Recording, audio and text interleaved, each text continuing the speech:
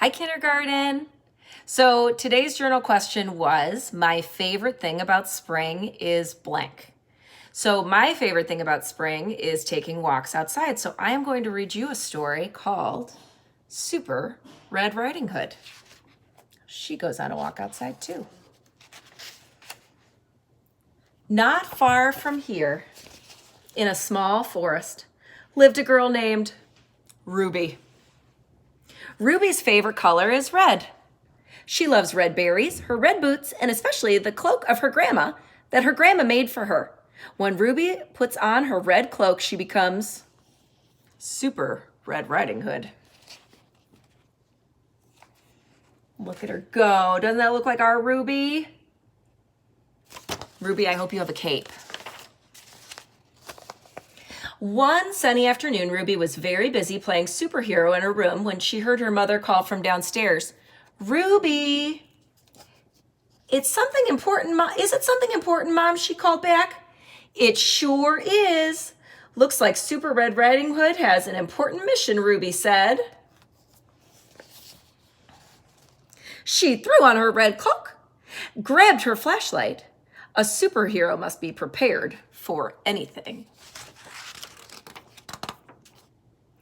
You've been inside all day, said her mother. Why don't you go pick some raspberries to have with your snack? This did not sound like an important mission to Ruby, but she could see that her mom meant business. Ruby kissed her mom goodbye and set out along the path to the raspberry bushes with her lunchbox in hand. The woods are deep and dark and full of danger, Ruby said to herself, but Super Red Riding Hood is never scared.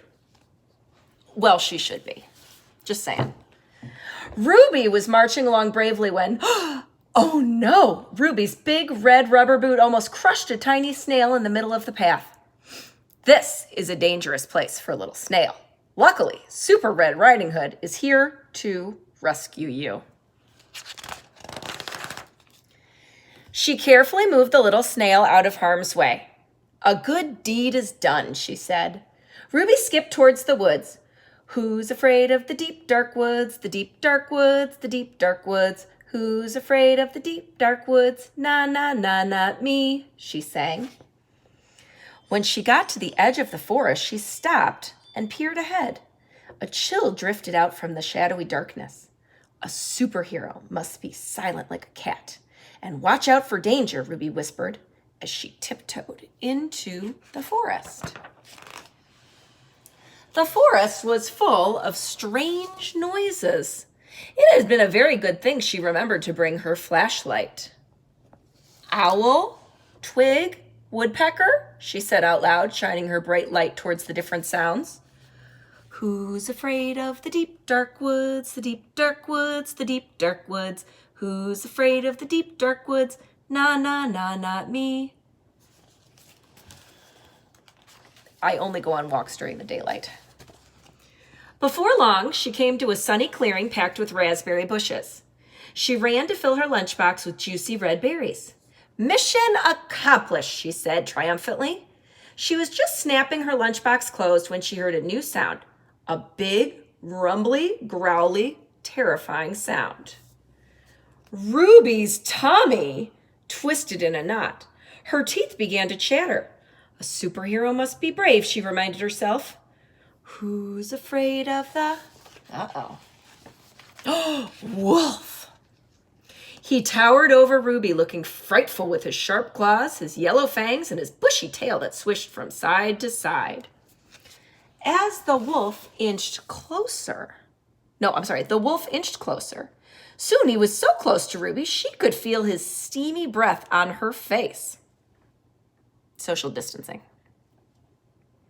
Excuse me, I'd like to get by, Ruby said in a smaller voice than she would have liked.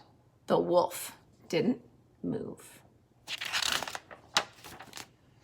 He grinned in a crackly growl, said, Where are you going all alone in this big, dark forest? Ruby narrowed her eyes and peered at the shaggy beast. Why do you want to know? Oh, just curious, I suppose. Maybe you can tell me this. What's in your box? Before she could answer, the wolf lunged. Quick as a rabbit, Super Red Riding Hood hopped out of the way and used her super skills to leap and dart past the tricky wolf. She scrambled up an oak tree and perched on a branch just out of the wolf's reach. While she sat and caught her breath, the grumbly wolf sulked around the trunk of the tree.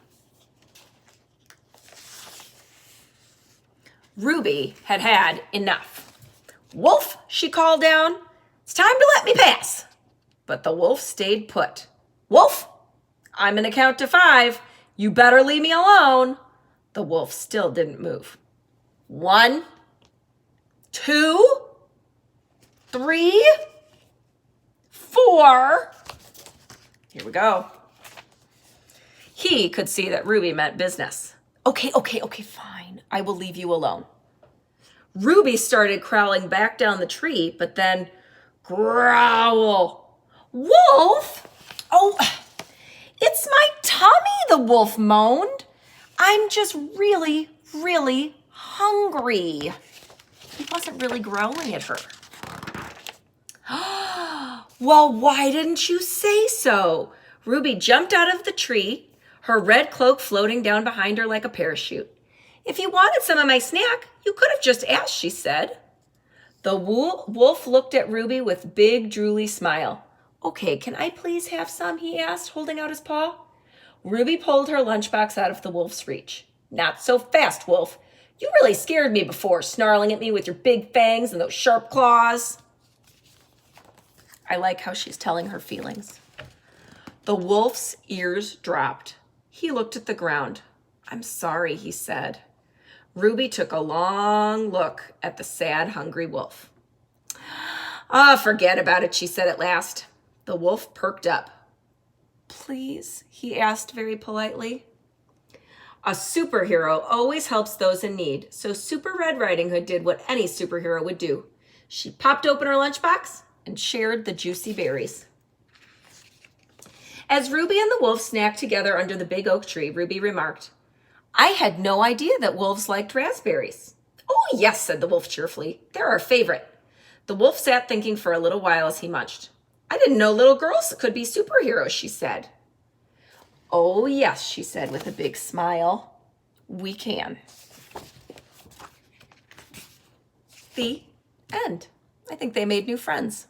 So, today in your journal, I want to know, what is your favorite thing to do in the spring? And hopefully it does not involve going for walks in the deep, dark, scary forest. Bye, guys.